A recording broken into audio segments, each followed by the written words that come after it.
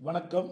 பொன்மனச்செம்மல் புரட்சித் தலைவர் எம்ஜிஆர் அவர்களையும் இதயம் புரட்சித் தலைவி அம்மா அவர்களையும் வணங்கி, தம்பிகளே தங்கைகளே, முதல் முறையாக வாக்களிக்க போகும் இளம் வாக்காளர் தங்கங்களே, வரும் 23ஆம் தேதி வியாழக்கிழமை நாம் அனைவரும் தமிழ்நாடு சட்டப்பேரவை தேர்தலுக்காக வாக்களிக்க வேண்டும். இது நம் அனைவரின் ஜனநாயக கடமையாகும். நீங்கள் வாக்களிக்க போகும்போது ஒரு நிமிடம் சிந்தியுங்கள். ஒரு கல்லூரியில் சேருவதற்கு முன் அக்கல்லூரியின் தரத்தையும் அதன் கட்டமைப்புகளையும் ஆசிரியர் பெருமக்களையும் நன்கு ஆராய்ந்த பின் நீங்கள் கல்லூரியில் சேர்ந்திருப்பீர்கள். அப்படிப்பட்ட திறமைமிக்க இளைஞர்கள் உங்களுக்கான அரசை தேர்ந்தெடுக்கும் போது எவ்வளவு முக்கியம் என்பதை உணர வேண்டும். உங்கள் ஒருவரின் வாக்கு உங்களுக்கும் உங்கள் பின்வரும் தலைமுறையினருக்கும் சேர்ந்து போடும் வாக்கு என்பதை நினைவில் கொள்ளுங்கள். நீங்கள் தவறானவர்களை தேர்ந்தெடுத்தால் அது உங்களை மட்டுமல்ல, அடுத்த தலைமுறையும் சீரழித்துவிடும்.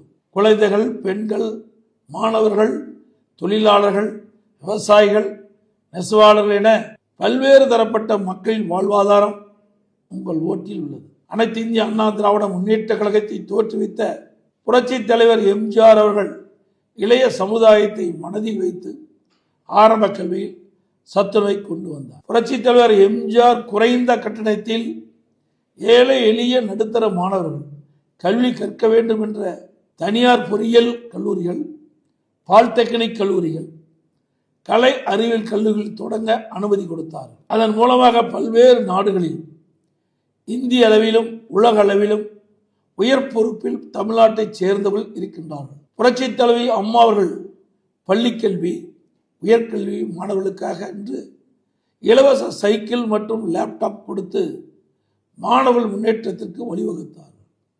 அதுதான் நம் அண்ணா திராவிட முன்னேற்ற கழகம் அந்த தலைவர்களை பின்பற்றி அம்மாவின் ஆட்சியில்தான் ஆரம்ப கல்வியில் பல்வேறு கட்டமைப்புகளை உருவாக்கினர். உயர்கல்வியில் 11 மருத்துவக் கல்லூரி மருத்துவமனைகள், 7 சட்டக் கல்லூரிகள், 67 கலை மற்றும் அறிவியல் கல்லூரிகள், 21 பாலிடெக்னிக் கல்லூரிகள், 4 வேளாண்மை கல்லூரிகள், 4 பொறியியல் கல்லூரிகள் என 5 கால்நடை மற்றும் அறிவியல் உயர்கல்வியில் ஏறத்தாழ 51.4% இலக்கை 2019-20ஆம் ஆண்டே அடைந்துவிட்டோம். கொரோனா காலத்தில் அனைத்து கல்வி நிறுவனங்களும் மூடப்பட்டிருந்தது. பள்ளி மாணவர்களுக்கு ஆல் பாஸ் போட்டோம். கல்லூரி மாணவர்களுக்கு ஆன்லைனில் வகுப்பு, ஆன்லைனில் எக்ஸாம் நடத்தினோம். தற்போதைய திராவிட முன்னேற்ற கழக ஆட்சியில் கடந்த 5 ஆண்டுகளில் பள்ளிக்கல்வித்துறை சீரழிந்து விட்டது.